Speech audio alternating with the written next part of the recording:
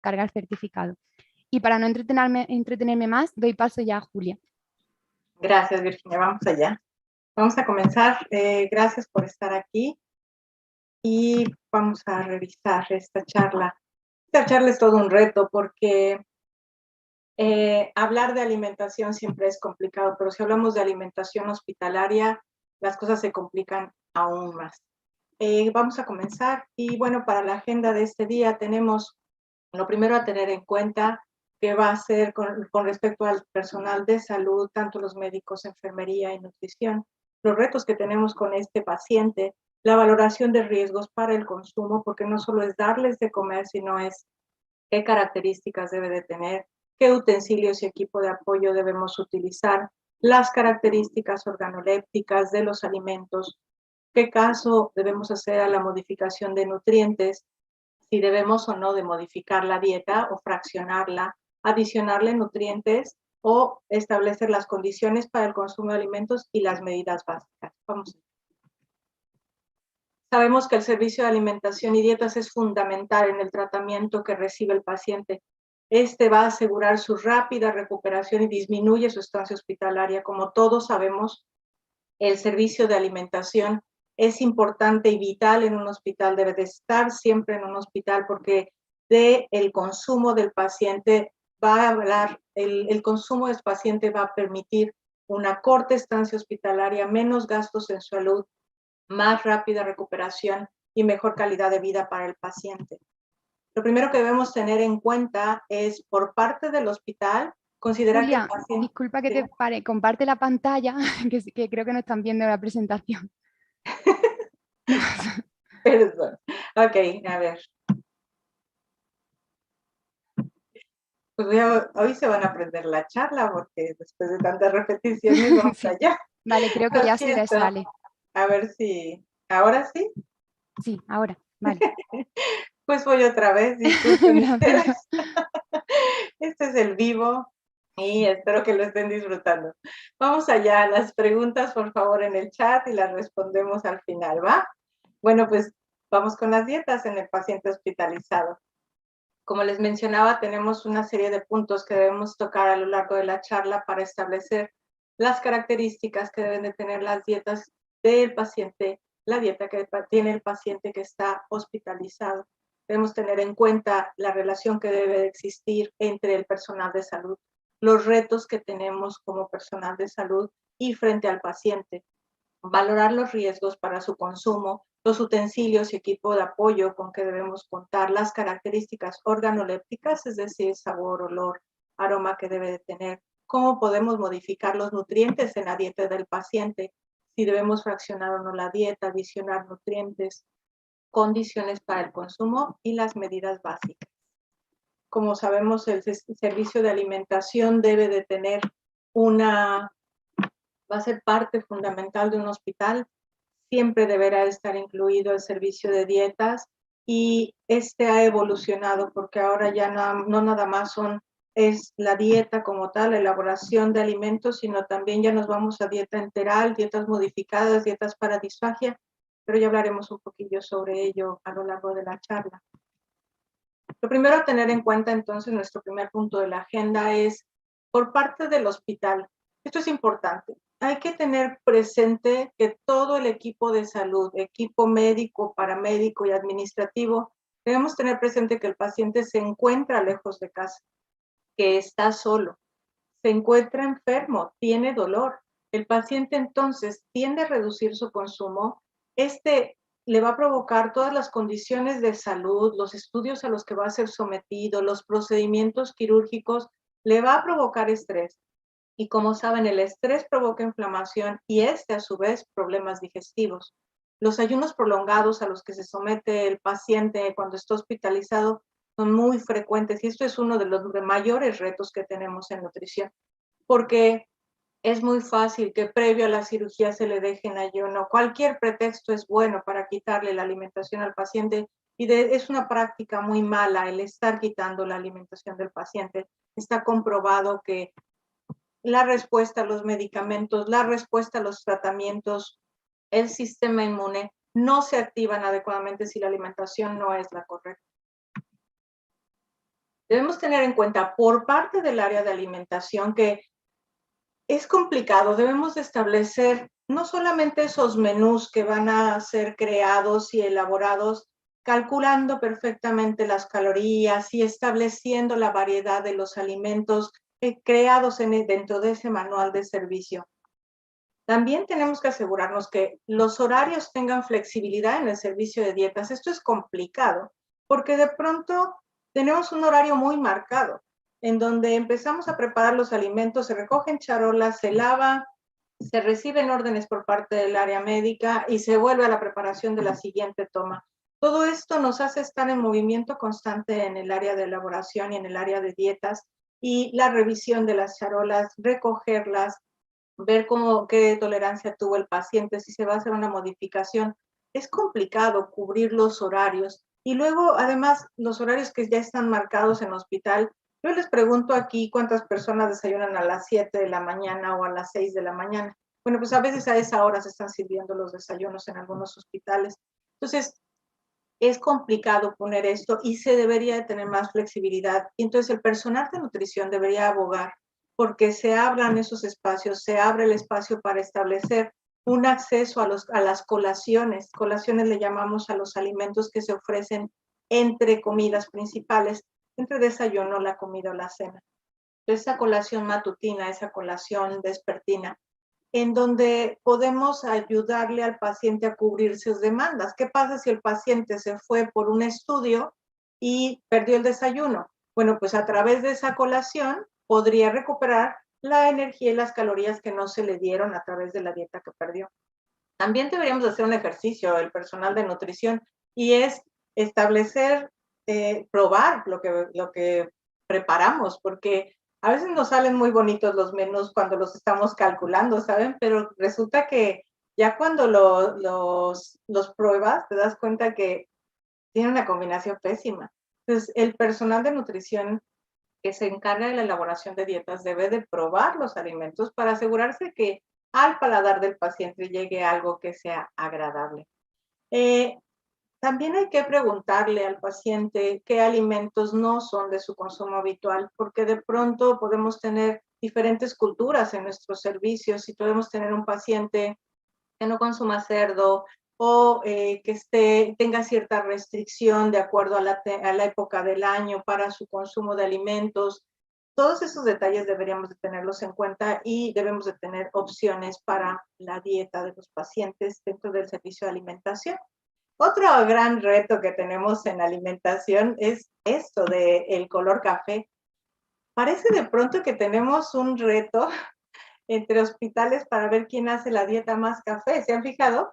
A veces parece que estamos buscando un tono diferente y un tono nuevo para lanzarlo en esa temporada. Es muy complicado que no, a veces no nos fijamos ni en el sabor de los alimentos ni en el color de la dieta. Y a esto me refiero. Miren, este fue un menú navideño que se ofreció en un hospital.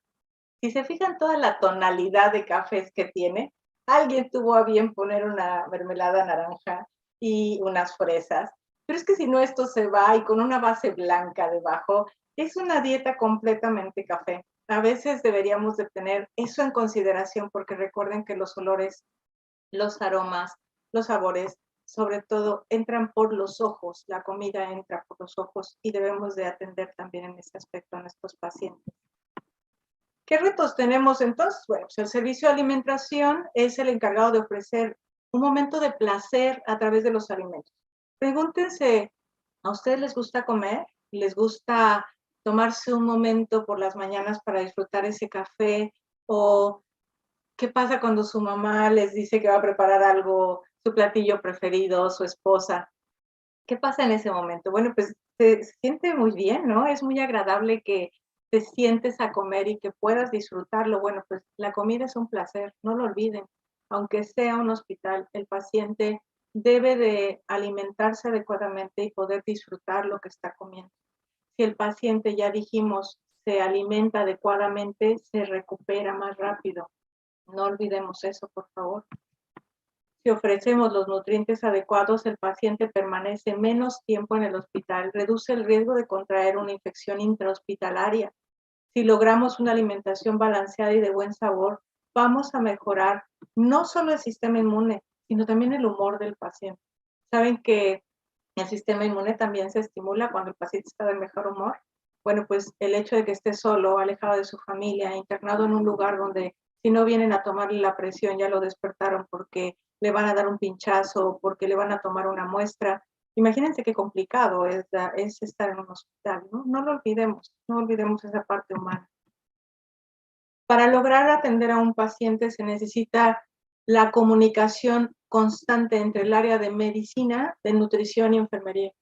Nadie está, esto es un equipo multidisciplinario que debemos de tener presente y estar muy cerca de los médicos, estar muy cerca de enfermería para comentarles si hay que recoger una charola o que por favor nos avisen cuando el paciente regresa de un estudio o al médico si tiene planeado hacer un nuevo tratamiento o modificar en algo la indicación del paciente.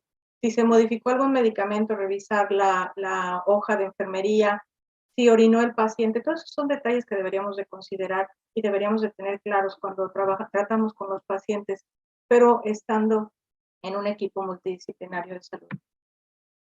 ¿Qué vamos a hacer? Bueno, vamos a valorar los riesgos ya con el paciente. Después de que ya comprendimos la importancia de alimentarlo, bueno, ahora vamos a ver qué pasa con el paciente. ¿Qué vamos a hacer? Bueno, primero empecemos a valorar, ¿el paciente puede comer solo? ¿Algún familiar puede venir a apoyarnos? ¿O tenemos personal extra en enfermería o de cocina que pueda ayudarnos? Sé que la respuesta es normalmente no. Entonces busquemos el apoyo de algún familiar para que nos ayude para alimentarlo en caso de que no pueda ser así. Y si no, darle indicación en cocina para que se corte el alimento. Hay que valorar si el paciente puede coordinar, llevarlo hasta la boca. Este es un acto que para nosotros es muy simple, pero hay pacientes que pierden esa coordinación dependiendo del tipo de patología. Entonces, el paciente puede cortar el alimento, puede coordinar, llevarlo hasta la boca, puede tragarlo. Todas esas valoraciones deberíamos de hacer para establecer qué condiciones y cómo debe de ir la dieta del paciente.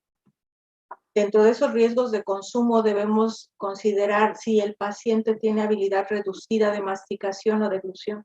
¿Qué significa esto? Bueno, ¿cómo lo podemos valorar? Sabemos que el riesgo de disfagia es muy elevado. El riesgo de aspiración es, ¿cómo nos damos cuenta? Si el paciente padece infecciones respiratorias constantes, pero dentro del hospital cuando está comiendo y tiene tos durante o después de comer. Si tiene una voz muy húmeda u ojos llorosos, eso nos dirá que el paciente tiene un problema para masticar y para deglutir. Recuerden que la deglución es un proceso que implica muchos músculos en la boca, en la garganta, en el esófago. Existen muchos utensilios también de apoyo que podemos usar. Algunos de ellos son baberos o cubiertos que podemos tener y en caso de que no existan los recursos, bueno, podemos considerar pedirle a los familiares que nos ayuden con ello en el caso necesario. Ya hay platos que se adhieren a la superficie para que el paciente pueda comer solo y el plato no se le esté moviendo.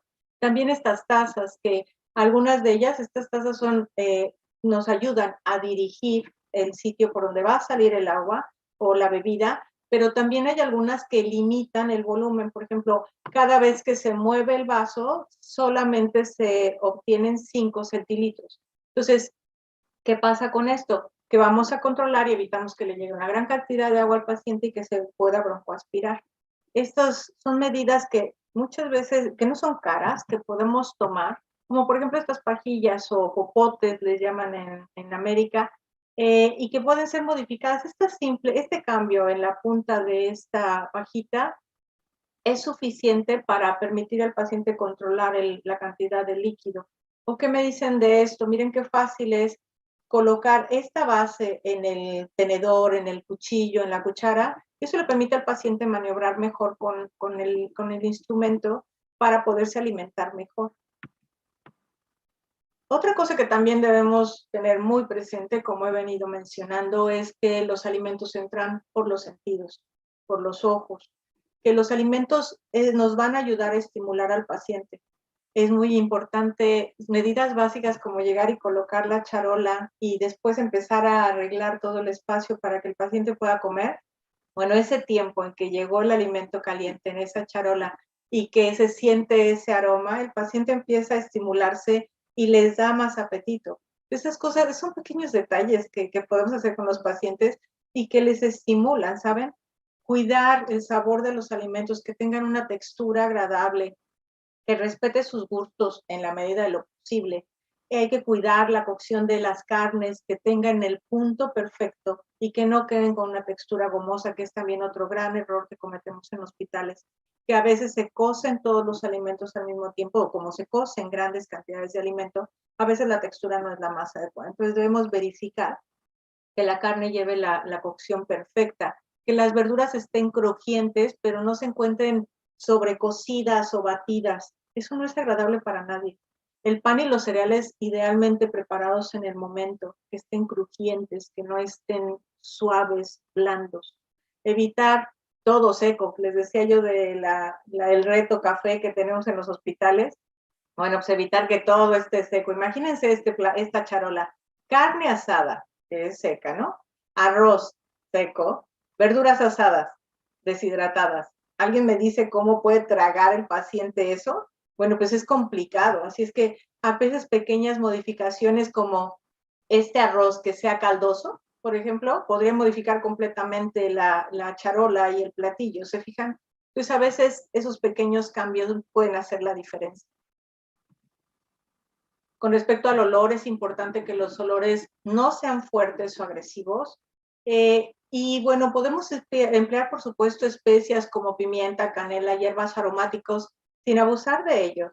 Hay que recordar que muchas veces, muchas de las dietas, ya lo veremos, son indicaciones sin sal, sin azúcar, sin mil cosas. Entonces, a veces ni siquiera sabor tienen los alimentos. Entonces, utilicemos especias que le van a dar un poco de sabor y olor a los alimentos.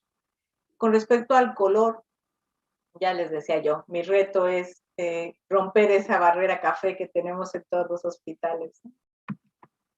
Y bueno, también sabían que se pueden usar colorantes vegetales en el arroz, en la pasta o en las bebidas. No aumentan calorías, no provocan ninguna reacción en los pacientes, pero dan color y eso siempre es agradable y se agradece.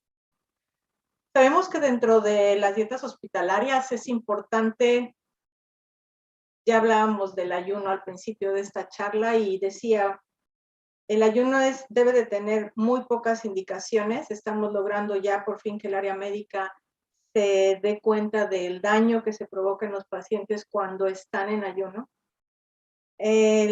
Antes una indicación de cirugía era ayuno, un estudio era ayuno, regresar del estudio, no sé por qué, pero era ayuno.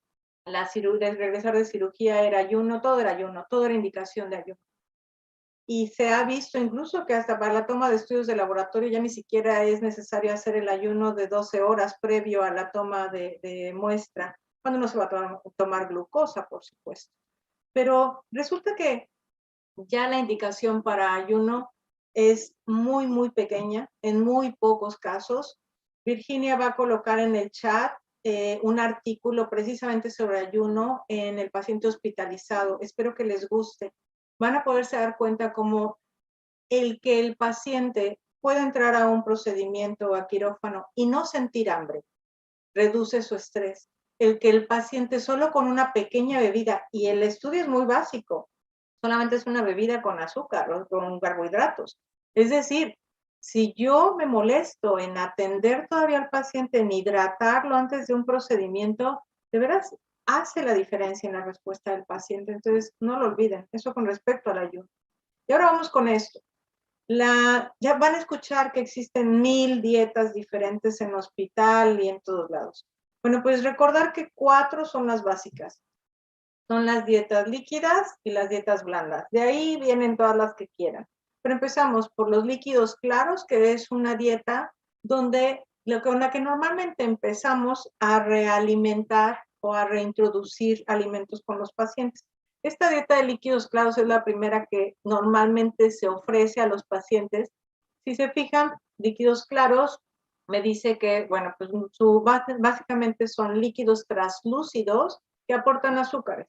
Pues cuando el paciente sale, el médico no se quiere arriesgar a dar un alimento para empezar a estimular la motilidad intestinal y entonces empiezan a revisar y a dar estos líquidos. Por supuesto, se imaginarán que tiene un bajo aporte calórico, no podemos darla por largos periodos de tiempo. Tiene alimentos muy básicos como el agua natural, el té claro, los jugos diluidos o colados o zumos, el consomé desgrasado o nieves. Entonces, esa es la dieta básica, la primera dieta que normalmente le damos al paciente y normalmente se da fraccionada y se quita al día siguiente. Es para un poco para ver tolerancia del paciente posoperado, ¿no? La siguiente dieta dentro de los líquidos, dijimos son dos tipos, líquidos y líquida, dieta líquida y dieta blanda. Bueno, dentro de los líquidos está la líquidos claros que vimos atrás y líquidos generales que es este. Bueno, básicamente es para pacientes que no pueden masticar. Yo ya dije que no puedo utilizar la dieta de líquidos claros por largos periodos de tiempo. Entonces, bueno, cambio de inmediato a líquidos generales en cuanto veo tolerancia del paciente.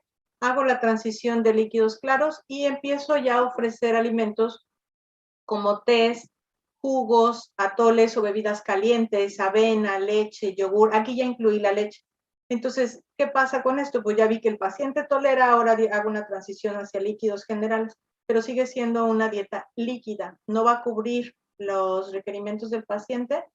No voy a tenerlo bebiendo leche o bebiendo estos derivados lácteos todo el tiempo. Así es que se hará una transición después hacia la siguiente, hacia la dieta blanda.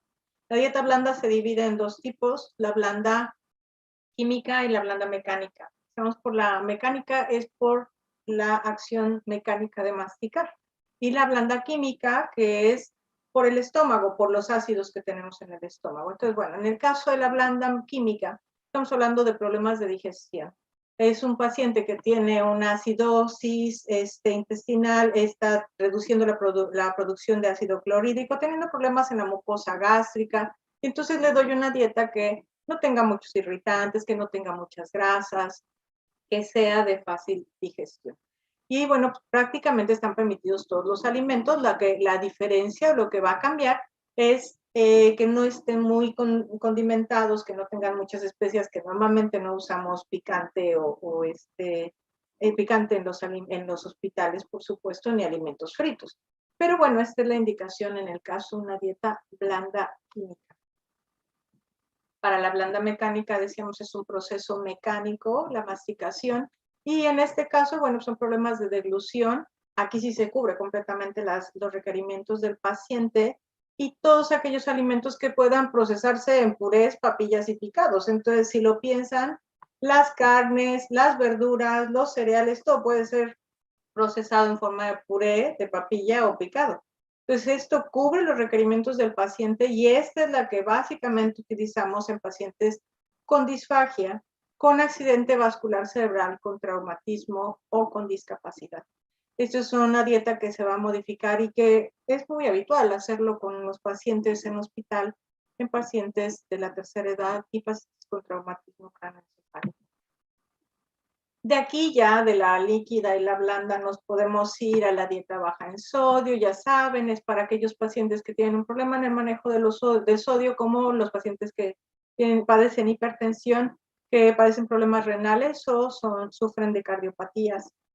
Considerar la cantidad de cloruro de sodio y cambiarlo por el cloruro de potasio sería una de las medidas, no en el caso del paciente renal, que tendremos que controlar el potasio, pero sí en el paciente que sufre de hipertensión. Cambiamos el cloruro de sodio por cloruro de potasio.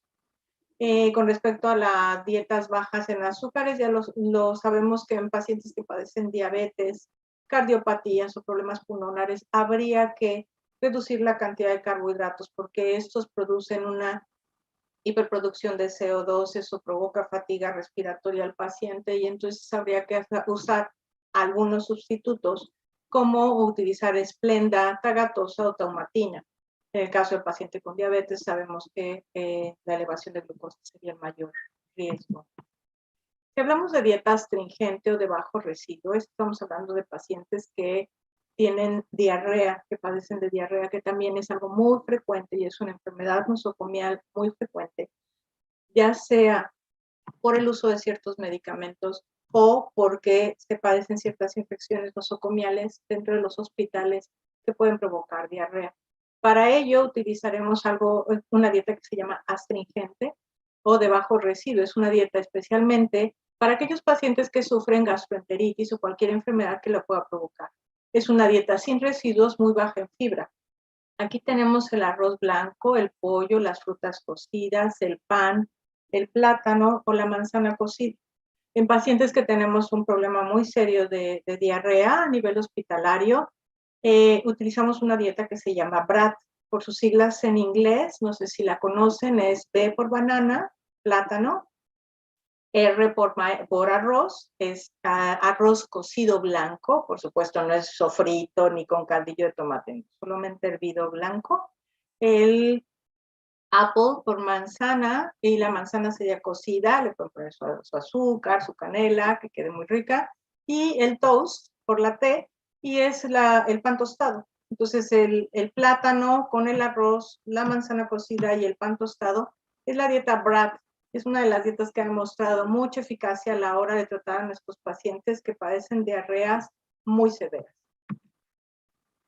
Esta dieta que hemos venido platicando, les decía, Virginia va a colocar el artículo, espero que lo puedan leer y que estén de acuerdo conmigo, que el ayuno ya no se recomienda a ningún paciente. Tenemos ya alternativas como la nutrición enteral, la nutrición parenteral, tenemos la modificación de las dietas, fraccionar las dietas, reducir el volumen. Tenemos tantas alternativas. El manejar el ayuno constante en el paciente lo único que provoca es depresión del sistema inmune e inflamación. Esto no queramos que ningún aparato digestivo funcione cuando no lo alimentamos. Es simple. Si no lo alimento, se inflama. Si se inflama, no absorbe. Y si no absorbe, no se nutre. Es simple la fórmula. Se deben emplear solo en condiciones muy particulares el ayuno y en personas que van a ser operadas, pero que en verdad el procedimiento requiere un ayuno absoluto y que no pudimos utilizar nutrición parenteral, por ejemplo, o nutrición enteral previa. Podemos entonces también, dentro de las dietas que ofrecemos a los pacientes, hacer modificación de sus nutrientes. Como mencionábamos hace rato, bueno, ¿qué pasa con un paciente que padece de hipertensión? Pues vamos a considerar modificar los ingredientes que contiene la dieta. Entonces podemos tal vez bajar la cantidad de sal. Pero también sabemos que podemos licuarlos, molerlos o ofrecerlos en forma de caldos. Y esto también sería de utilidad. A veces podemos usar helados, para eso le puede refrescar mucho al paciente. Por ejemplo, ¿qué pasa si después de que sale de una cirugía el paciente siente náuseas? Pues le ofrecemos algo frío, una bebida, un vaso con agua, con hielos y pedirle, si se puede, que los mastique. Eso calma mucho las náuseas de los pacientes.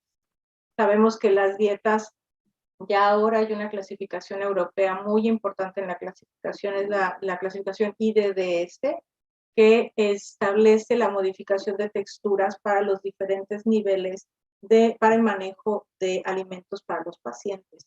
No solamente estamos hablando de un paciente geriátrico que tiene problemas para deglutir.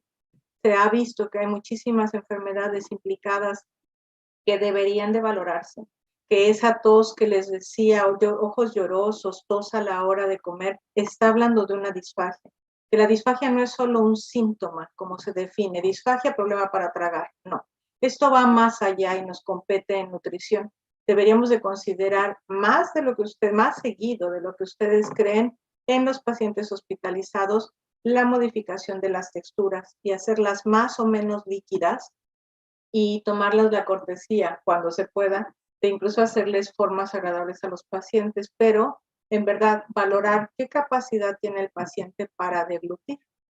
Saben ustedes que beber líquidos simples es una acción fisiológica muy compleja, que es muy difícil que los pacientes de la tercera edad, no solo porque van perdiendo el reflejo de sed, por eso dejan de beber, sino porque además les va costando trabajo pasar los líquidos. Y eso les provoca una deshidratación que, pues, como saben, va a llevar a un estreñimiento y va a tener complicaciones mayores en los pacientes, especialmente en la tercera edad, por supuesto, pero en aquellos con traumatismo craneoencefálico, donde se pierde la coordinación motora, el accidente vascular cerebral, la discapacidad y enfermedad como en el caso de Alzheimer. Sabemos que eventualmente el paciente va a tener problemas para tragar masticar, deglutir los alimentos. Y eso va a complicar su consumo, provocar deshidratación y desnutrición. Entonces, no debemos dejar de lado que podemos utilizar algunas herramientas, ya hay en el mercado por parte de algunos laboratorios, pero también lo tenemos en nuestras culturas generales. En general, por ejemplo, la goma agar, esa la encontramos en cualquier lugar. Hay espesantes comerciales, por supuesto, pero también la goma agar, con la que hacemos también la gelatina, la grenetina, nos puede ayudar a darle cierta textura a los alimentos y esto mejorar la calidad de la dieta y que el paciente pueda tragarlo mejor. Entonces, aquí estoy dando un líquido, esto es un líquido, pero con una textura que el paciente puede manejar mejor. Entonces, también recuerden que al paciente se le tiene que estar valorando regularmente porque su dieta no solamente es mandar una dieta blanda, líquida, líquidos generales, es ver si ahora puede tragar, ver si ahora puede tragar una textura más densa, más ligera, menos líquida, más líquida, e ir avanzando con el paciente. Entonces, las texturas van a variar desde algo semilíquido a algo gelatinoso, y para eso utilizamos los gelificantes y los espesantes comerciales o naturales. También las gomas de agar, por ejemplo, decíamos, o también las harinas, son espesantes naturales. La patata también se puede utilizar como un espesante y eso cambia completamente la textura. Es importante también considerar, en este caso de pacientes donde estamos cambiando la textura de la dieta, ¿qué pasa si la fraccionamos? Será más fácil que consuma mejor si le doy las tomas divididas a lo largo del día y no quiero que consuma en una sola toma cuando el paciente ni siquiera siente hambre o está deprimido, que consuma todo su requerimiento calórico. Entonces será importante dividirlo. En el caso, por supuesto, de pacientes que sufren de anorexia o de bajo peso, me va a ayudar el fraccionar la dieta para mejorar la calidad del contenido nutricio de la misma. Es importante ofrecer entonces en 5 o 6 tomas al día para cubrir los requerimientos, estar ofreciendo alimentos cada 3, 4 horas, incluso cada 2 horas, dependiendo del tipo de dieta. Si es una dieta líquida, cada 2 horas la puedo ofrecer, todo dependerá del tipo de paciente. Si no existe un problema renal, por supuesto, podríamos fraccionar la dieta y utilizar algún módulo de proteínas, por ejemplo, como el caseinato de calcio, que nos va a ayudar a formar tejido, mejorar la fuerza muscular del paciente, y esto nos ayudará a saber qué tanto se está recuperando. Si hablamos de la adición de nutrientes, aquí nunca olviden, la célula va a funcionar cuando no solo recibe macronutrientes, proteínas, carbohidratos, grasas, no. La célula funciona cuando tiene todos los nutrientes que requiere. Y esos nutrientes también significan vitaminas, minerales y aminoácidos. Deberán tener presente que todos los procesos metabólicos se realizan cuando hay una buena cantidad de vitaminas y minerales. Si no hay vitaminas y minerales, simplemente no hay absorción. Entonces, ¿qué pasa en la desnutrición? En la desnutrición puedes dar todas las proteínas que quieras, pero no se van a absorber. Entonces, ¿qué pasa con esto? No olviden que la vitamina D3 es importante porque ¿sabían ustedes que ya no se le considera incluso vitamina, se le llama hormona? Participa en 200 de las acciones de la célula, dentro de todo el metabolismo celular, 200 de esas reacciones están apoyadas por la vitamina D. Imagínense qué importante es. Se maneja que en todo proceso de enfermedad está baja la vitamina D. Y se sugiere manejar de 1000 hasta 5000 unidades al día en caso de enfermedad, de depresión, y con 1000 unidades al día en caso de querer manejar un control de tu sistema inmune, es decir, para mantenerte sano. La vitamina C la podemos ofrecer en nuestros pacientes, hay intravenosa, hay la podemos adicionar con diferente, la podemos moler y agregar a la dieta enteral, y se ofrecen de 1 a 3 gramos distribuidos a lo largo de todo el día. ¿Sabían que la vitamina C apoya el sistema inmune y es un gran antiinflamatorio? El zinc estimula la cicatrización de los pacientes, refuerza el sistema inmune también. Lo podemos dar en 20 miligramos al día en el paciente, asegurarnos de que siempre esté presente. Incluso para la curación de heridas se secan mejor y cicatrizan más cuando ponemos polvo de zinc. El aloe vera, esto lo podemos ofrecer en tabletas de 500 miligramos, se ayuda en la digestión. Podemos ofrecerlo también cuando hay presencia de diarrea, antes o después de los alimentos si el paciente está teniendo diarrea. La situación aquí es que podemos ofrecer todas estas cosas, no tiene ninguna contraindicación y recuerden que nosotros somos los que damos indicaciones para los nutrientes. También los probióticos, como saben, están de moda hablar de microbiota, pero también es importante reconocer que los alimentos deben de ser alimentos y no productos industrializados. Que sí es cierto que nosotros controlamos un poco más eso dentro de los hospitales, es importante ofrecer la microbiota que va a ayudar a este colon a que funcione adecuadamente y que mejore el sistema inmune, porque recuerden que está directamente conectado con cerebro y de ahí con enfermedades depresivas y con cánceres y problemas del sistema inmune.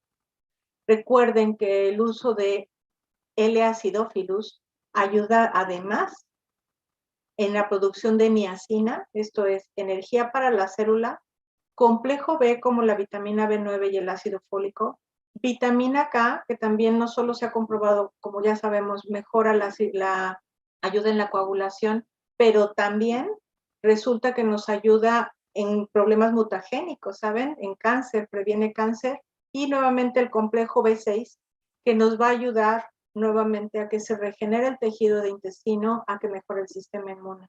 Entonces, no olviden, con el solo uso de acidófilos en el paciente para estimular a través de probióticos el sistema inmune a nivel intestinal.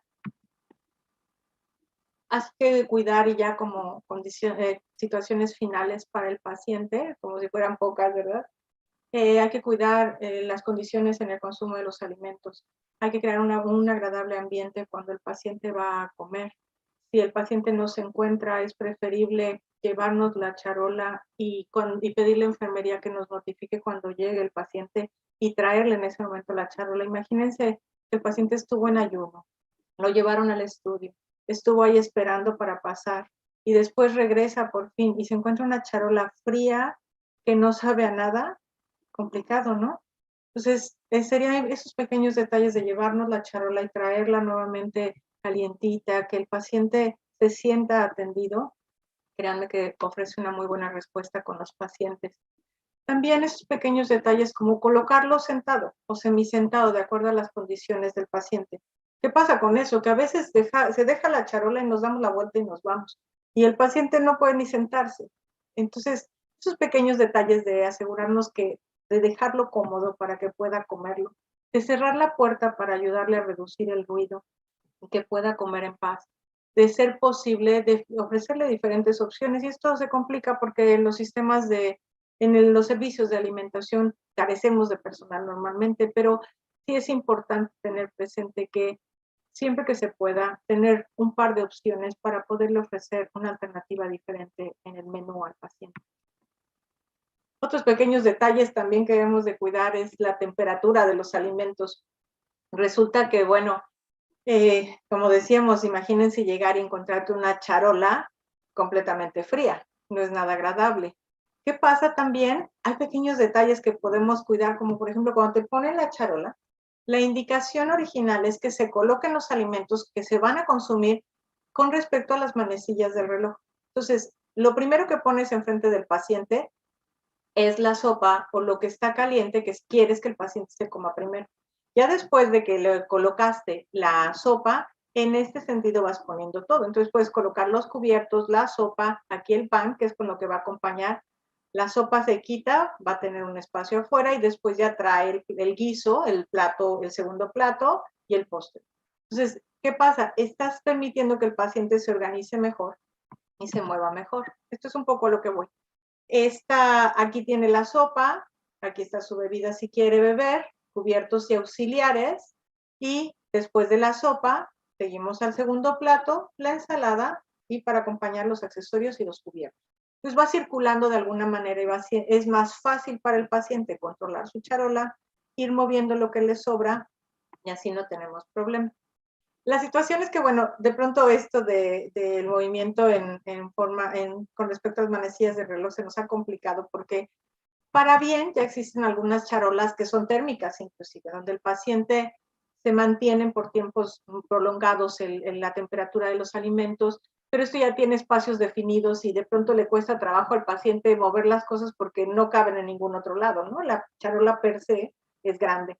Entonces, bueno, usaremos lo que tengamos, pero busquemos que esté colocado de la forma más práctica para el paciente, para que pueda tomarlo, para que pueda disfrutarlo, ¿no? Y que tenga un espacio suficiente en la mesa para que pueda mover los platos que están vacíos, porque imagínense que la mesa está llena de otras cosas, de la revista, de la jarra con agua. Bueno, pues asegurarnos de que esté limpia, de que la jarra tenga una buena posición a su alcance, que la misma charola está a su alcance y que el paciente puede tomar todos los alimentos e ir dejando en un espacio los platos vacíos para que pueda usarla.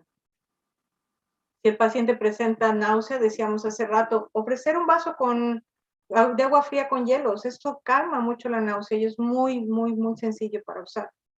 Considerar dejar el vaso con agua o la jarra.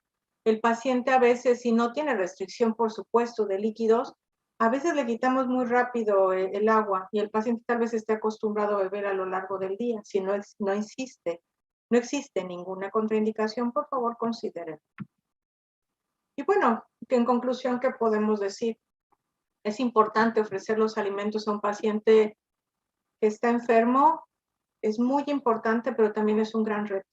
Debe de cubrir muchos requisitos, requiere de nosotros un compromiso grande, mucha sensibilidad, revisar al paciente su tolerancia, cómo se siente.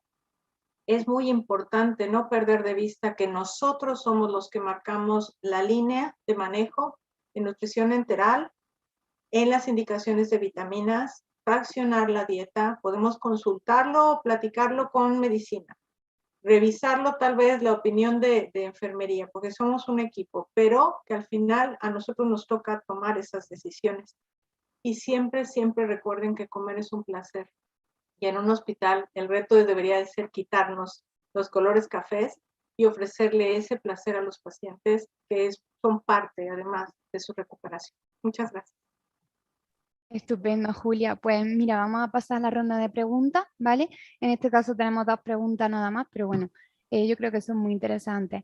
Judith Castro te pregunta, en pacientes hospitalizados, para pacientes hipertensos es baja en sodio. Quisiera saber cuáles son esos alimentos y qué no debe consumir. Básicamente, lo que le pedimos a los pacientes que no van a consumir o que deben de restringirle el sodio es todos los alimentos enlatados, los embutidos, por favor, por supuesto los jamones, las salchichas, todo eso va a llevar muchas sales. También las bebidas carbonatadas, pero si te fijas, bueno, no usamos muchos de estos alimentos en el hospital, utilizamos más alimentos frescos. Pero sí, por ejemplo, donde debemos de tener cuidado, que es un alimento que se usa mucho en hospital, son los cereales de caja. Los cereales de caja contienen una cantidad de sodio impresionante. Entonces, sería controlar la cantidad de sodio de los cereales, por supuesto embutidos, los alimentos en salmuera, por supuesto, se dejan fuera, y durante la preparación, preparar los alimentos sin sal, que es la indicación que se hace en todos los hospitales. De ahí ya le agrega sal si el paciente puede o se deja sin sal.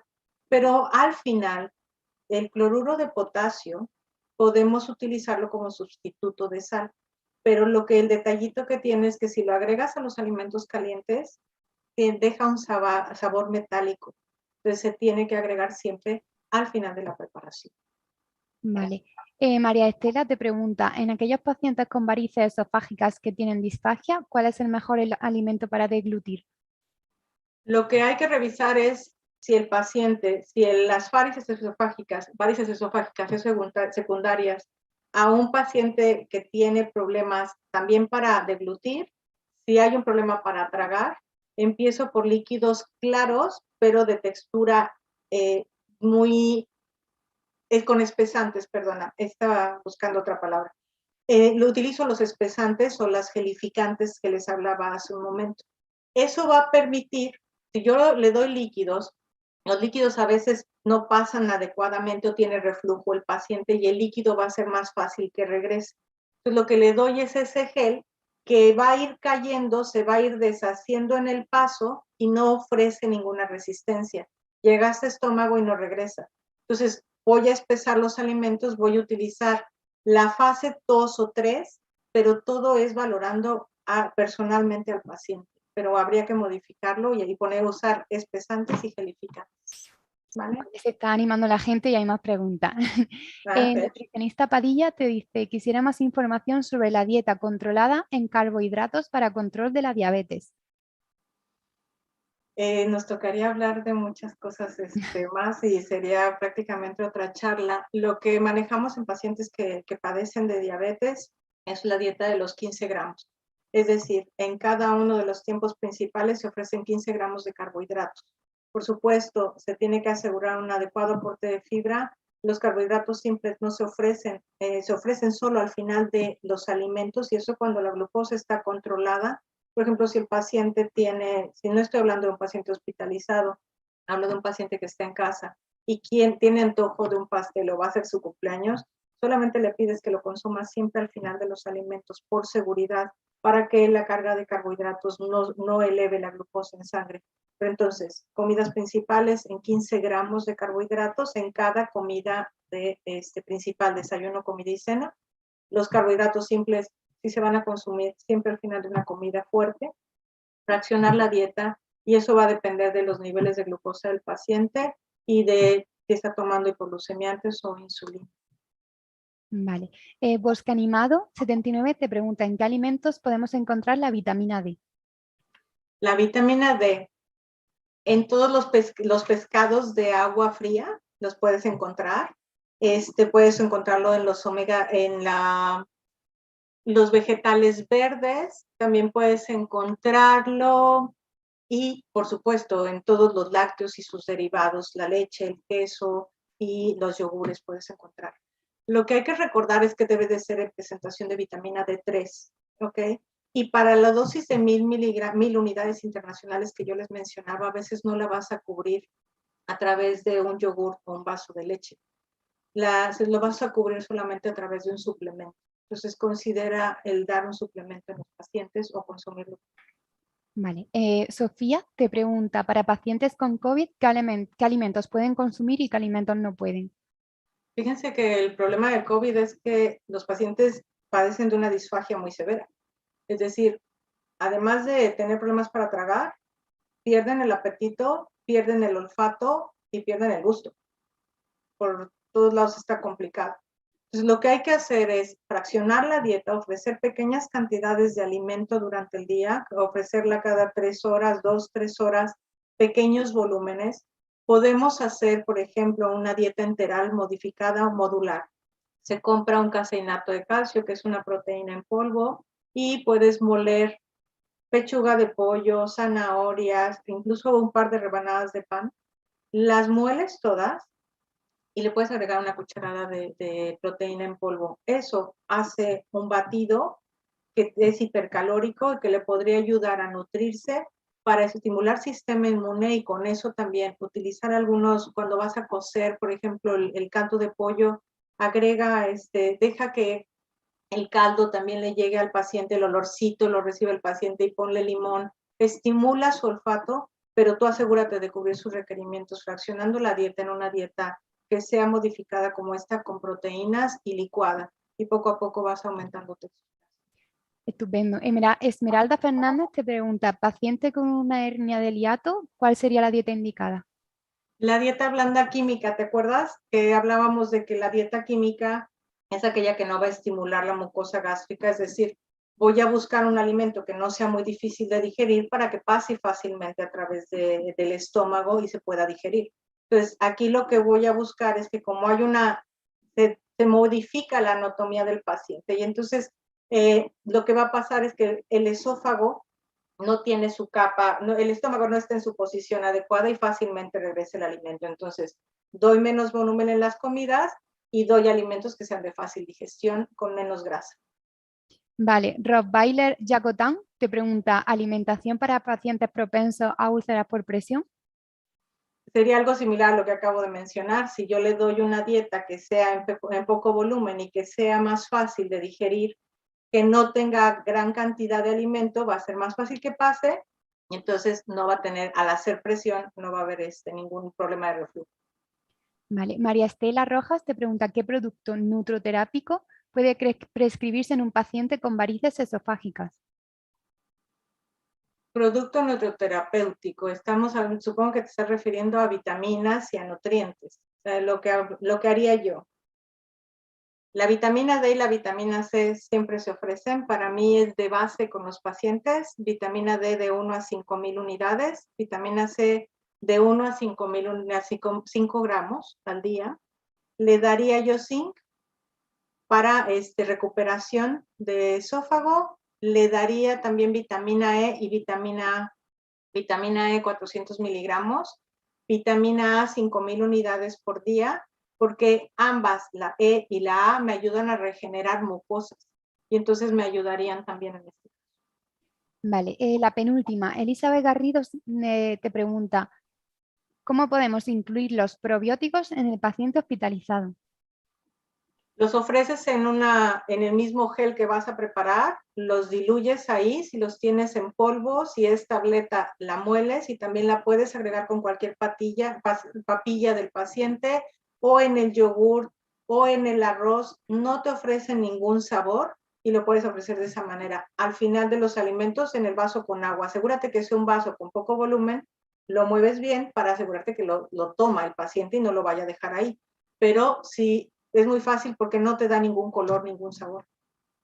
Vale, y por último, Fernando Álvarez te pregunta, pacientes con diabetes hospitalizados, ¿qué tipo de dieta debe seguir antes y después de la hospitalización?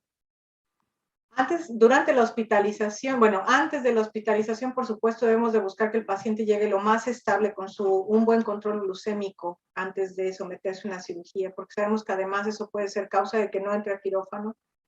¿Cómo vamos a hacerlo?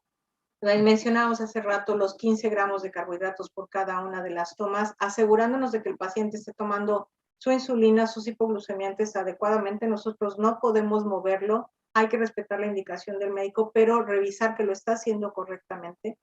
Asegurarnos que está consumiendo, está bien hidratado el paciente, está consumiendo, no se está saltando comidas. Cuando entre, después de que salga del hospital, revisar si el nivel de estrés estuvo elevando sus niveles de glucosa. Para eso, pues, los pacientes que padecen diabetes deben de llevar un diario y deben de llevarlo y presentarlo en la hospitalización para que los médicos sepan cómo se comportó el paciente. Y cuando regrese de hospitalización, revisar cómo se comportaron sus niveles de glucosa para nosotros hacer los ajustes y pedirle al médico que reajuste los medicamentos. Estupendo, Julia. Pues ha sido un placer contar contigo. Esperamos poder contar más veces y seguir desarrollando webinars juntos. Y muchísimas gracias por inscribiros a este webinar. Esperamos que os haya gustado. Antes de finalizar el webinar, recordaros que podéis descargaros el certificado de asistencia a través del mismo enlace con el que habéis accedido a este vídeo, una vez demos por finalizado el webinar, y que a lo largo del día de mañana os llegará un correo electrónico pues, con la ponencia que ha utilizado Julia y con el artículo del que os ha hablado en la presentación. Y de nuevo, muchísimas gracias por asistir a este webinar y nos vemos en el siguiente. Gracias.